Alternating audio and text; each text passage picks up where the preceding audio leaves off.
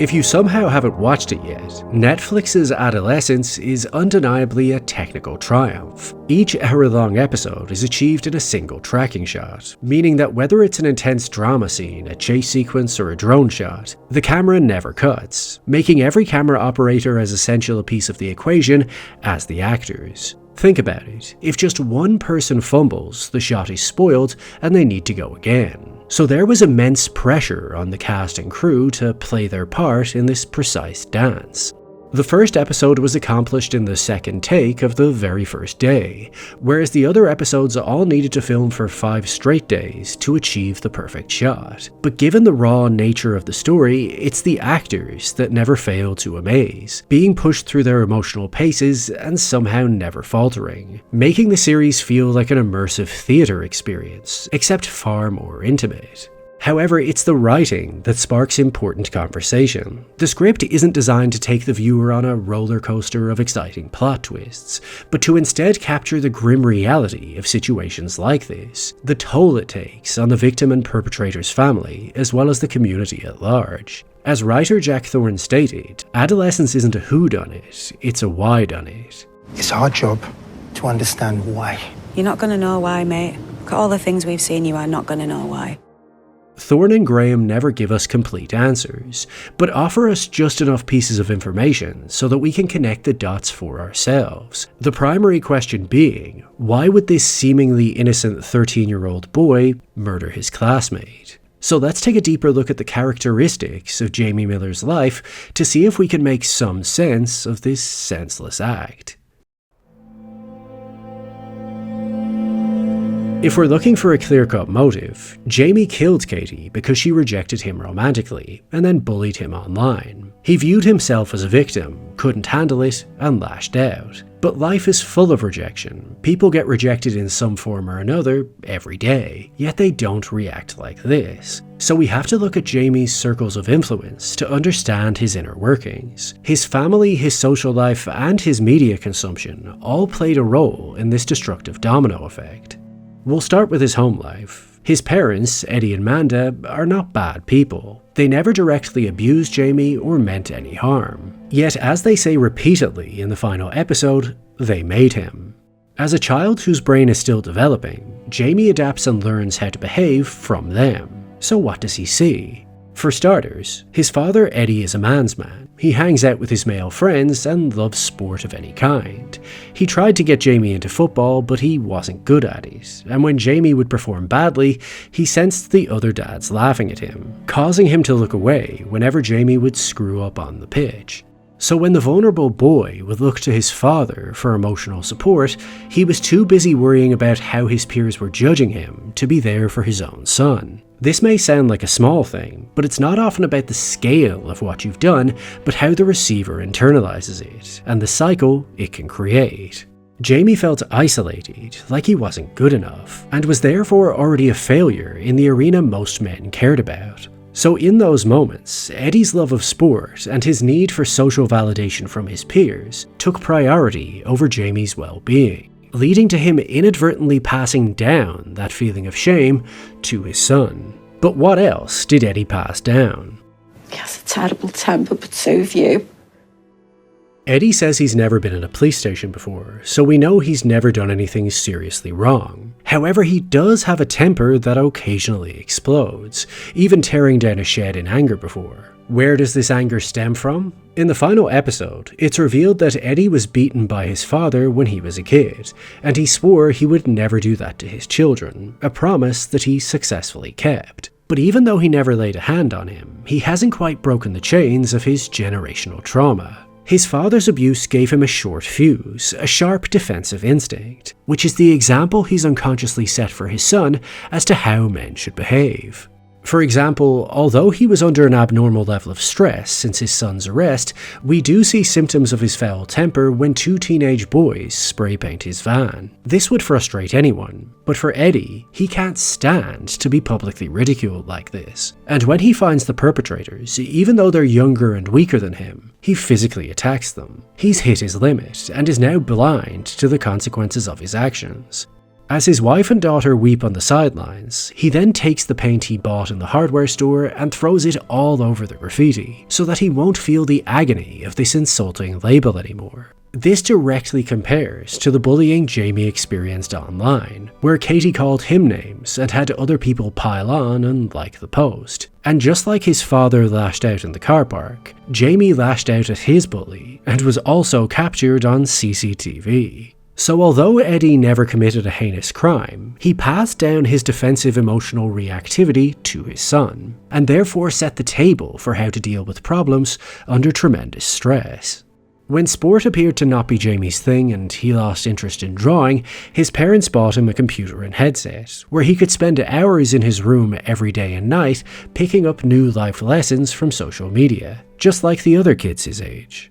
I think adults often forget that the divisive and inflammatory content they witness and even engage in online are also being witnessed by impressionable teenagers, children who are just beginning to try to understand the world around them and learn the rules of engagement.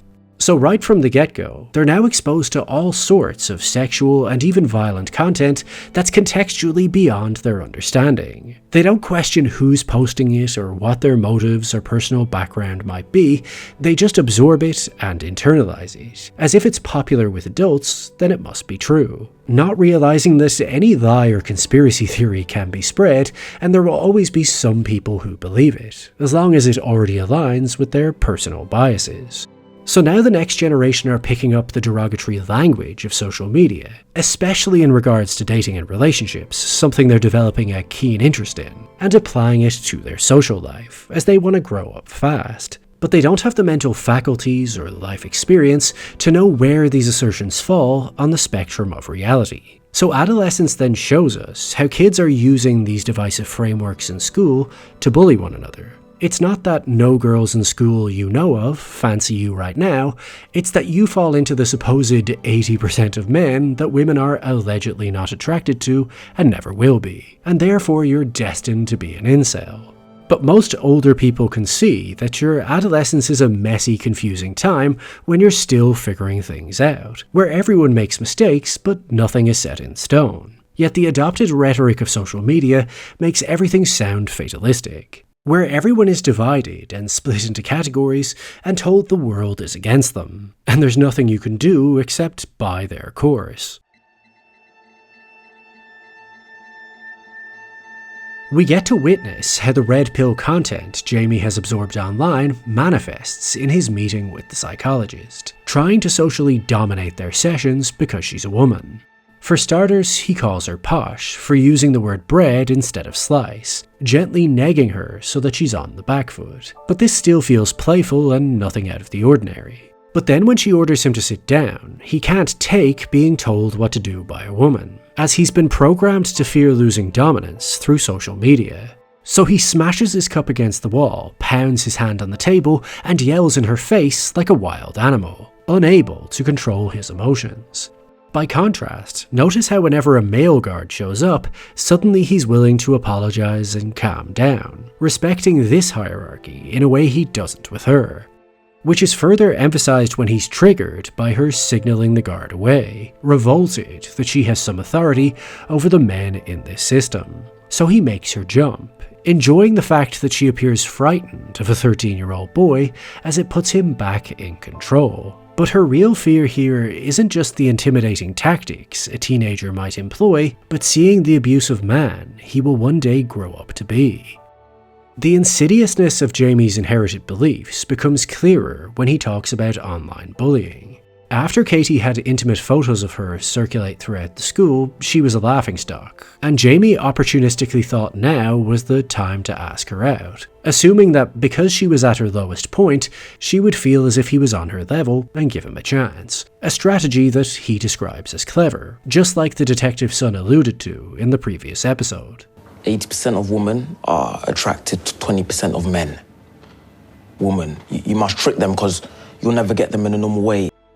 Because in this twisted worldview, if you're not in that elusive top 20% of men, you have to put her down, as she can't submit to your dominance while she thinks so highly of herself. But instead of this strategy working, Katie used it as a chance to reassert her superiority by commenting emojis that say he's destined to be an incel, and his other classmates cheered her on, which he tragically assumes must be because he's the ugliest of his friends, a group of friends who have already been insulted, pushed and spat at in school. So while adults try to logically rationalize that the online world isn't real life, when you're engaging in it, especially if it's with your peers, it merely feels like an extension of it. Rejection and ridicule are always painful, no matter the format. And unlike real life, the internet has a punishing feeling of permanence, as if it's been put up on a notice board for the world to forever refer to.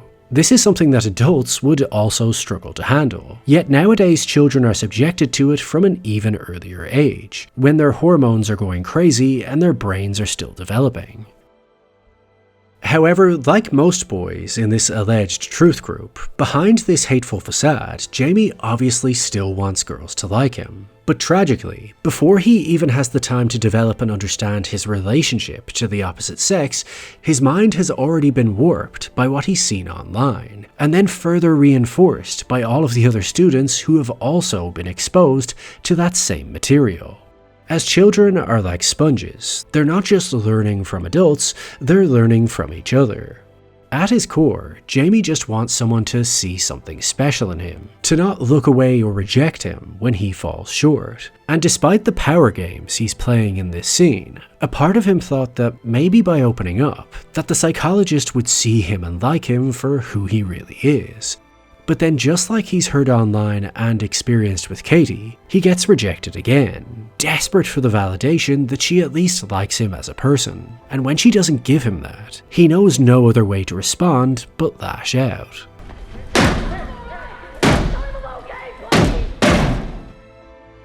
We have to remember that at that age, social acceptance is the only real currency he knows and values. But what's so disturbing is that Jamie doesn't seem to feel any remorse. Sure, he feels shame based on disappointing others, just like he did on the football pitch, as this is yet another failure in the arena he believes most men care about. But even when he refers to his victim, he continues to claim he didn't kill her, but then also slips in that he should have, but he didn't. She was a bitch, even you can see that. I should have killed her, but I didn't, Still giving credence to the motivation of his crime. And mind-blowingly even gives himself credit for not touching her body afterwards like he believes most boys would have. Which just highlights how lost he truly is. What has he seen or heard that would make him think that's something he deserves credit for? He doesn't even seem to acknowledge that most boys wouldn't have killed her to begin with. That what he did wasn't simply bad just because it results in punishment, like in school, but because he stole Katie's future away from her forever. Something he'll only begin to understand as he gets older.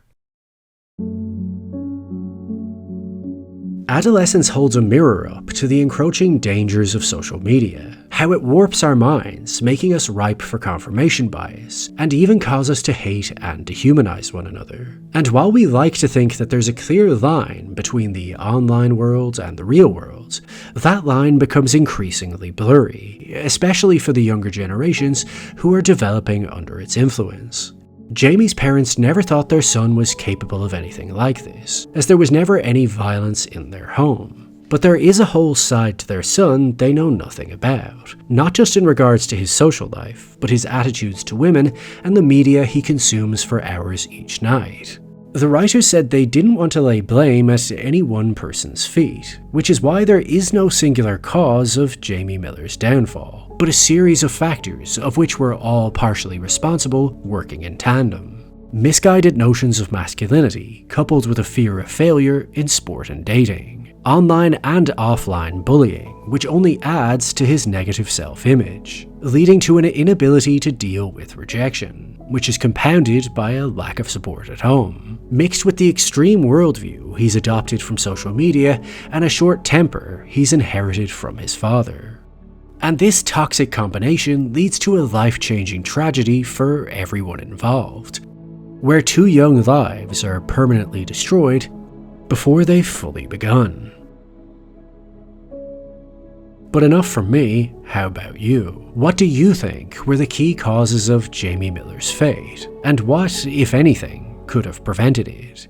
Let me know in the comments section. And if you've made it this far, firstly, yes, thank you for watching, but now I need you to like the video, subscribe to the channel, and hit that notification bell, as that will inspire that mysterious algorithm to do its thing.